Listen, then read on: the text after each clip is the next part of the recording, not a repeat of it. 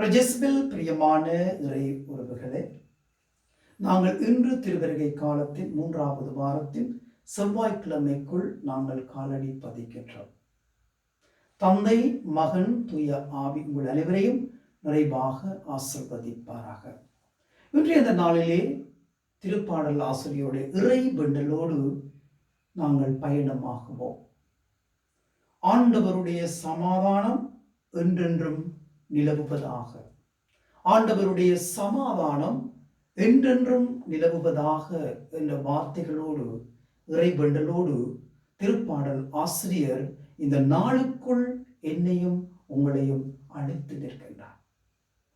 ஆண்டவருடைய பிறப்பின் வருகையை எதிர்பார்த்து காத்திருக்கிறோம். ஆண்டவருடைய பிறப்பை அனுபவிக்க எங்களுடைய உள்ளங்களை நாங்கள் தயார்படுத்தி கொண்டிருக்கின்றோம்.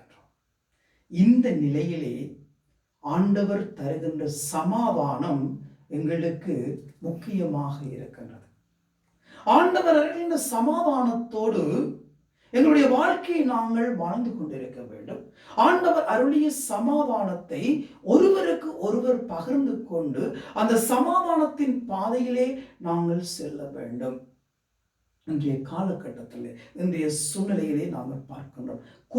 குடும்பங்களுக்கிடையே கணவன் மனைவிக்கிடையே பிரச்சனைகள், பிள்ளைகள் பெற்றோர்களுக்கிடையே பிரச்சனைகள், சமூகத்திலே பிரச்சனைகள், நாட்டிலே பிரச்சனைகள், இவற்றை நாங்கள் உற்று நோக்குகின்ற பொழுது ஏன் இந்த பிரச்சனைகள் இன்னும் பிரச்சனைகளாக இருக்கின்றது? ஏன் இந்த பிரச்சனைகள் இன்னும் தீர்க்கப்படாத பிரச்சனைகளாக இருக்கிறது? ஏன் இந்த பிரச்சனைகள் ஊடுருவுகின்ற பொழுது எங்களால் எவற்றையும் பொறுத்துக் கொள்ள முடியாமல் இருக்கின்றது?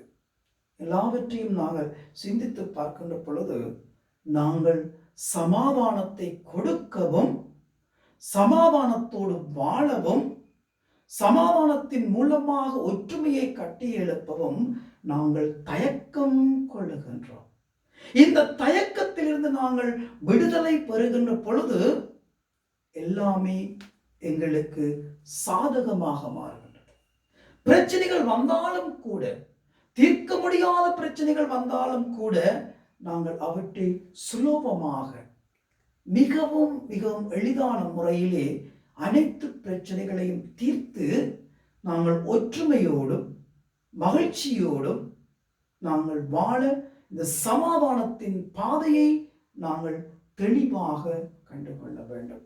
ஆகவேதான் இந்த திருவருகை காலத்திலே கிறிஸ்துடைய பிறப்புக்காக எங்களை ஆயத்தம் செய்கின்ற நாங்கள் ஒவ்வொருவரும் சமாதானத்தின் கருவிகளாக நாங்கள் மாற்றம் பெறுவோம். அதற்காக ஆண்டவரை பார்த்து நாங்கள் மன்றாடுவோம். ஆண்டவரே, உம்முடைய பிறப்பை அனுபவிக்க இருக்கின்ற நாங்கள் சமாதானத்தோடு வாழவும், சமாதானத்தை எடுத்துச் செல்லவும், சமாதானத்தோடு மற்றவர்களை வாழ வைக்கவும் நாங்கள் எங்களை உருமாற்றிக் கொள்ள வரம் தாரும் ஆண்டவரே என்று சொல்லி இன்றைய நாளுக்குள் நாங்கள் காலடி பதிப்போம். அன்னை மரி மூலமாக சமாதானத்தின் பிள்ளைகளாக மலர்ந்திடுவோம். எல்லாம் வல்ல இறைவன் தந்தை, மகன், தூய ஆவி உங்கள் அனைவரையும் நிறைவாக ஆசீர்வதிப்பாராக.